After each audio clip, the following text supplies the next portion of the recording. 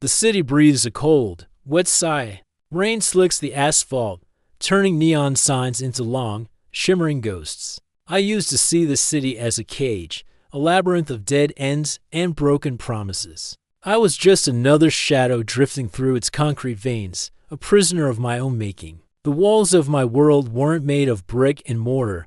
They were built from a single, insidious word, tomorrow. I'll start tomorrow.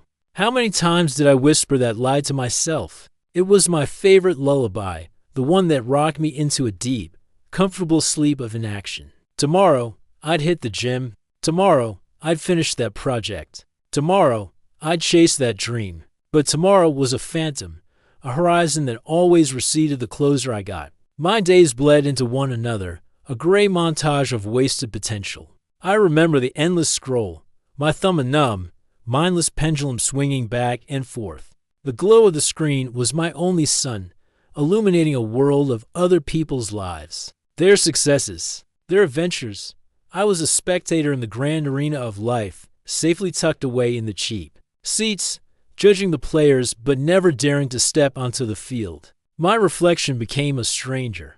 I'd look in the mirror and see tired eyes, a face etched with the subtle disappointment of 1,000 abandoned goals. The person staring back wasn't the hero of my story. He was the side character, the cautionary tale. He was weak, and I hated him for it. Excuses were my trusted companions. They whispered sweet nothings in my ear, justifying my laziness. You're too tired, they'd say. You don't have the resources. It's not the right time. What if you fail? They were clever, these excuses, shape-shifting to fit any situation, any moment of weakness. They were a legion of shadows, and I had given them command of my soul. I was drowning in a sea of my own justifications, and the worst part? I was the one holding my own head underwater. I'd see others moving forward, climbing their own mountains. I'd tell myself they were lucky, that they had advantages I didn't. It was easier than admitting the truth. They were simply willing to do the work. They were paying a price in sweat and sacrifice that I was refusing to pay. I wanted the crown without the fight, the victory without the battle. And then, one night, something shifted. Maybe it was the relentless drumming of the rain against my window, a rhythm like a ticking clock counting down the seconds of my life. Or maybe I just got sick of the sound of my own voice, making the same old promises I knew I wouldn't keep. I looked at my hands, empty and still, and a cold fire ignited in my gut. I saw it all with a brutal clarity. The excuses weren't protectors. They were assassins, silently killing my future, one day at a time. They were the bars of my prison, and I was the one who had forged them. I was the warden, and I was the inmate. The rage I felt wasn't directed at the world, at my circumstances, at my lack of luck. It was directed at me, at the man who had let himself become so small. That night, the conversation with my shadows changed. When they whispered, "You're tired," I answered, "Good. That means I'm working." When they hissed, "You might fail," I shot back, "Then I'll fail. And I'll get up and fail again until I don't." The negotiation was over. The treaty was broken. It was war. My world transformed. The cold floor of my apartment became my training ground. The late hours, once filled with mindless distraction, became my workshop. The silence was no longer empty. It was filled with the scratch of my pen on paper, drafting plans, outlining strategies. Every drop of sweat, every sore muscle, every page of notes was a declaration of independence. I traded the comfort of my bed for the burn in my lungs on a pre-dawn run. The rain was no longer an excuse to stay inside. It was a challenge, a force to push against. I learned to love the sound of my own heartbeat pounding in my ears, a drumbeat of defiance against the apathy that had held me captive for so long.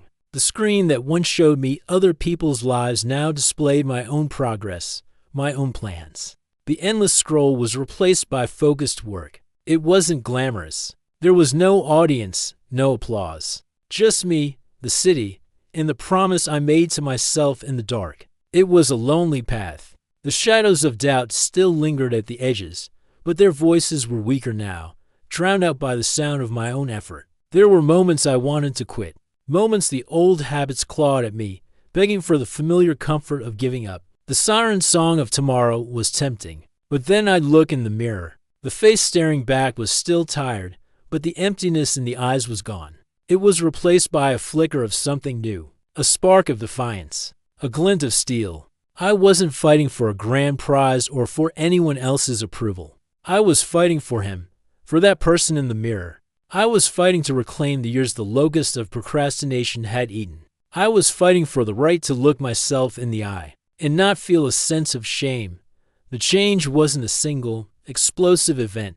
It was a slow, grinding transformation. It was 1,000 small decisions, 1,000 tiny victories stacked one on top of the other, building a fortress of discipline where a shack of excuses once stood. It was choosing the hard right over the easy wrong, again and again and again. Tonight, the rain still falls, but it doesn't sound like a clock anymore. It sounds like a cleansing, washing away the dust of my former self. I stand here, looking out at the sprawling city. It's no longer a cage. It's a landscape of opportunity, a canvas. The excuses are still there. They'll always be there, hiding in the dark corners of the mind, waiting for a moment of weakness. But they don't own me anymore. I know their names. I know their tricks. They are just noise, and I have learned to tune them out. You, listening to this, you know the whispers. You know the comfortable lies you tell yourself. Tomorrow, I can't. It's too hard. These are the chains, and you are holding the key. It isn't about finding some magic motivation. It's about getting angry. It's about getting fed up with your own stories. It's about declaring that today, not tomorrow, is the day the fight begins. Look at your reflection. The person you want to be is already there, buried under a pile of excuses. Dig them out. The work is hard. It's lonely. It hurts. But the pain of discipline is nothing compared to the pain of regret. Choose your pain. The sun is rising. A sliver of light cuts through the clouds, striking the tops of the tallest buildings. The rain has stopped. A new day is here.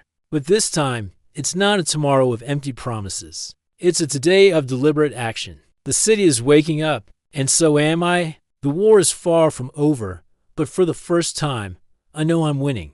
Now go. Start your fight.